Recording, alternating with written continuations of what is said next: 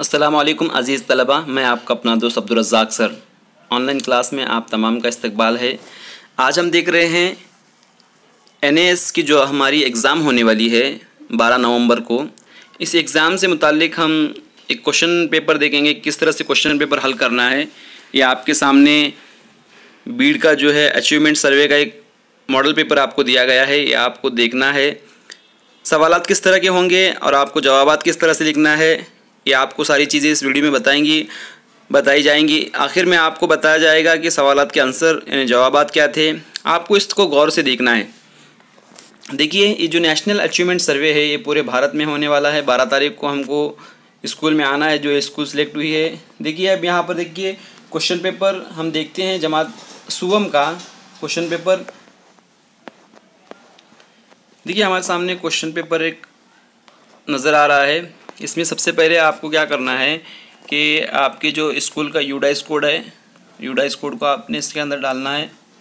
आपके क्लास में यानी आपके जो टीचर होंगे ये आपको पहले से बता दिए जाएंगे कि इसमें यूडाइस कोड कौन सा है आपके स्कूल का, उसको आप में इसके अंदर डालना है। उसके बाद आपका एरिया कोड जो भी होगा, यानी जैसे यहाँ पर लिखा हुआ है रूरल के लिए 1 नंबर और अर्बन के लिए 2 नंबर, यानी आप अगर शहरी हैं यानी शहर से ताल्लुक़ रखते हैं तो आप वहाँ पर 2 लिखेंगे। और आप एक गांव से है, ज़िला परिषद के आपकी स्कूल है तो आप वहाँ पर 1 नंबर लिखेंगे, यानी रूरल एरिया से आप हैं। उसके बाद देखिए, आप लड़का है तो बॉयज़ लिखिए 1 नंबर लिखेंगे, लड़की है तो 2 नंबर लिखेंगे। उसके बाद देखिए यहाँ पर आगे क्या बताया गया है, आपको रोल नंबर लिखना है। रोल नंबर के साथ साथ आपको यहाँ पर आधार कार्ड का नंबर भी लिखने के लिए कहा गया है। अगर आपके पास आधार कार्ड है तो आप आधार कार्ड का नंबर भी लिखेंगे।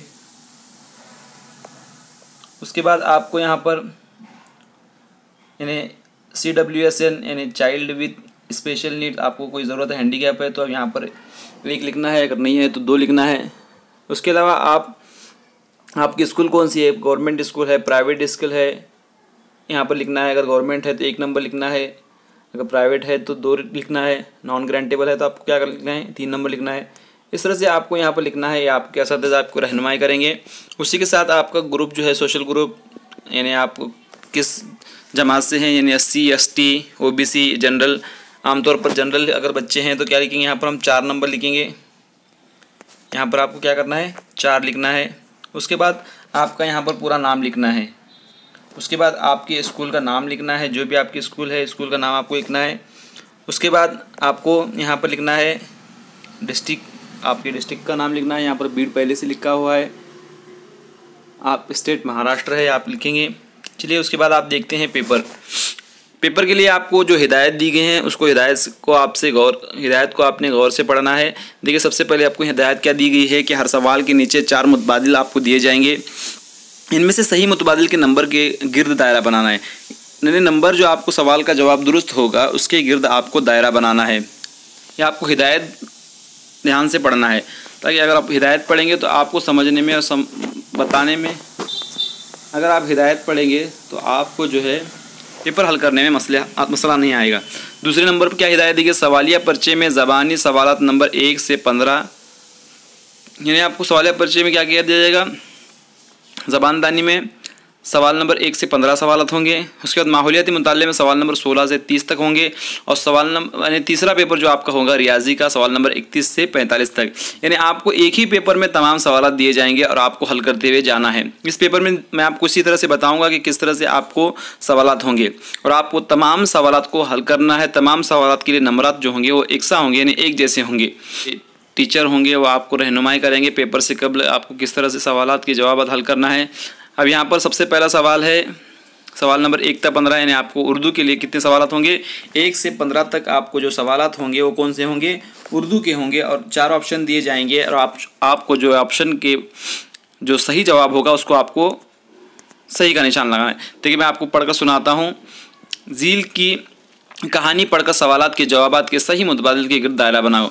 आपको ये इबारत पढ़ना है और आपको इसके ऊपर सवालात पूछे जाएंगे, उसके जवाब देना है। किसी गांव में 2 दोस्त रहते थे, एक इरफान और दूसरा आबिद। इरफान को खेल कूद का शौक़ था, जबकि आबिद को पढ़ने लिखने का शौक़ था। इरफान फुटबॉल बहुत अच्छा खेलता था। दोनों 5वीं जमात में तालीम हासिल कर रहे थे। स्कूल के इम्तिहान में आबिद हमेशा अव्वल आता और इरफान खिलौने के मुकाबले में इनामात हासिल करता। अपनी फ़ुटबॉल खेलने की महारत के सबब वो रियासती फ़ुटबॉल टीम का कप्तान बन गया और आबिद पढ़ लिख कर वकील बन गया। दोनों ने मेहनत की और लगन से कामयाबी हासिल की। अब देखिए आपको इक़्तिबास दिया गया है, इस तरह से आपको दूसरा इक़्तिबास आएगा, आपको उसको गौर से पढ़ना है, फिर उसके ऊपर सवाल दिए जाएंगे। देखिए आपको पहला सवाल मैं पढ़कर सुनाता हूँ। यहाँ पर पहला सवाल दिया गया है, क्या सवाल है पहला, कि इरफान को किस बात का शौक़ था। अब दो लड़के थे, यानी दोनों लड़कों में से इरफान को किस बात का शौक़ था। पढ़ने का शौक़ था, तैरने का शौक़ था, खाने का शौक़ था या फिर खेल कूद का शौक़ था। अब आपको ये बताना है। अब आपने ऊपर तो देखा है दो दोस्त थे, यहाँ पर आपको देखिए अगर आपको समझ नहीं आ रहा तो आप ऊपर और जाकर देख सकते हैं। इरफान को खेल कूद का शौक़ था, यानी सबसे पहला जो सवाल है इरफान को खेलने का शौक़ था। पहला तो ऑप्शन है पढ़ने का, ये तो नहीं है, तैरने का नहीं है, खाने का भी नहीं है, यानी चौथा जो है डी है वो क्या है, खेल कूद का है। तो आपको क्या करना है कि जो सही जवाब है उसके जो है उसका जो ऑप्शन है उसके गोल बनाना है। जैसे डी जो है, डी को हम क्या बनाएंगे, गोल बनाएंगे। उसे आपको पेंसिल से गोल बनाना है, ठीक है। अब दूसरा सवाल क्या है कि स्कूल के इम्तिहान में अव्वल कौन आता था। अब जाहिर बात है ऊपर के सवाल में हम बताया कि इरफान को खेलने का शौक़ था, तो फिर आबिद को क्या था, आबिद को जो है पढ़ने का शौक़ था। तो हम क्या लिखेंगे, बी को क्या करेंगे, हम सही का निशान लगाएंगे, गोले से निशान लगाएंगे, ठीक है। उसके बाद देखिए तीसरा सवाल क्या है यहाँ पर, इरफान को किस खेल में महारत थी। अब हमने देखा कि इरफान को खेलने का शौक़ था। अब वो कौन सा खेल खेलता था, क्रिकेट का खेलता था, खो खो का खेलता था, फुटबॉल का खेलता था या फिर दौड़ का खेलता था। कौन से खेलने का ज़्यादा शौक़ था उसको। हमने देखा कि फुटबॉल का बहुत शौक़ था, तो फुटबॉल के जो है उसको हमने गोल का निशान लगाना है, ठीक है। उसके बाद चौथा सवाल क्या है, देखिए कामयाबी हासिल करने के लिए क्या ज़रूरत होती है। अब कामयाबी हासिल करना है हमको, ठीक है। इरफान ने भी कामयाबी हासिल की और आबिद ने भी कामयाबी हासिल की। दोनों के लिए किस चीज़ की ज़रूरत होती है, सबसे पहले नंबरात की ज़रूरत होती है, उसके अलावा नौकरी की ज़रूरत होती है या फिर मदद की ज़रूरत होती है या फिर चौथा डी मेहनत और लगन की ज़रूरत होती है। तो हमारा जवाब क्या आता है, डी, यानी मेहनत और लगन की ज़रूरत होती है। कोई भी हम काम कर रहे हैं मेहनत और लगन से करते हैं तो हम कामयाब होते हैं। तो हम डी को क्या करेंगे, पेंसिल से गोल दायरा बनाएंगे। इस तरह से हमको हर सवालात के जवाब आपको क्या करना है, हल करना है कि सवालात के जवाब किस तरह के आपको दिए जाएंगे।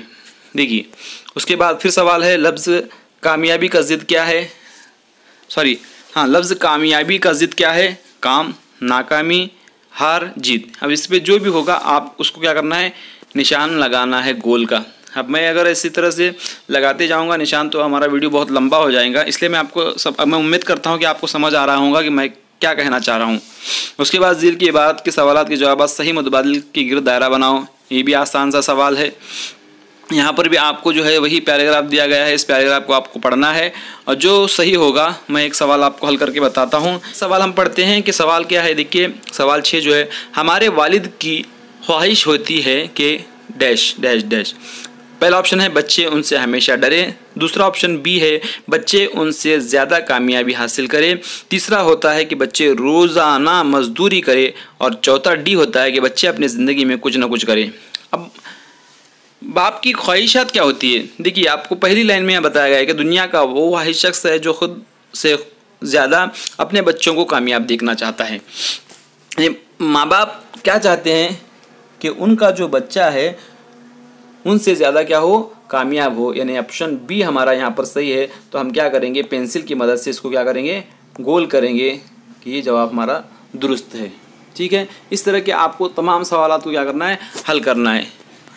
बाद आपको बताया गया है कि तस्वीरी कहानी है। तस्वीरी कहानी में उस तरह से आपको बताया गया है, तस्वीर आपको गौर से देखना है, उसके ऊपर सवालात दिए गए हैं, सवालात को आपने गौर से पढ़ना है और सही जवाब के जो सवाल ऑप्शन होगा उसको अपनी दायरा बनाना है। उसके बाद देखिए उर्दू का ख़त्म होने के बाद रियाजी शुरू हो जा रहा है। सवाल नंबर 16 से लेकर 30 तक सेम उसी तरह से आपको सवालात पढ़ना है। सवालात के जवाबात के जो ऑप्शन सही ऑप्शन होगा उसके गिर्द आपको क्या करना है, दायरा बनाना है। ये आपको रियाजी का बताया जाएगा। देखिए आपको रियाजी के बाद आपको फिर इसी पेपर के अंदर भी सवाल नंबर 31 से लेकर 45 तक आपको माहौलियाती मुताला आएगा। आपको यहाँ बताया गया है कि तस्वीर में से जानदार की शनाख्त कीजिए और मुतबादिल नंबर के गिर्द दायरा बनाइए। आपको क्या करना है, जो आपको सवालात दिए गए हैं उन सवालात के जवाबात को समझना है और जो भी मुतबादिल होगा जानदार यानी जिसके अंदर जान है उसको आपको क्या करना है, दायरा बनाना है। आपने देखकर उसको दायरा बनाएंगे जिसके अंदर जान है। जैसे मुर्गी है, इसके अंदर जान है। उसके अलावा बहुत सारे सवाल इसमें दिए गए हैं। 45 नंबर तक आपको माहौलियात के सवाल रहेंगे। उन तमाम सवालों को आपको क्या करना है, हल करना है। और यहाँ पर हमारा पेपर क्या होता है, ख़त्म होता है। देखिए 40 सवाल हुए यहाँ पर 42, 43, 44 और आखिरी सवाल 45 वाला। आपके ख्याल दर्ज झील में से किस ग़िज़ा और पानी की ज़रूरत होती है, किसे, यानी यहाँ पर बताया जा रहा है कि किसको ग़िज़ा और पानी की ज़रूरत होती है। मैं उम्मीद करता हूँ आपको ये वीडियो समझ आया होगा। अगर वीडियो अच्छा लगा तो प्लीज़ लाइक कीजिए, चैनल को सब्सक्राइब कीजिए। Thanks for watching.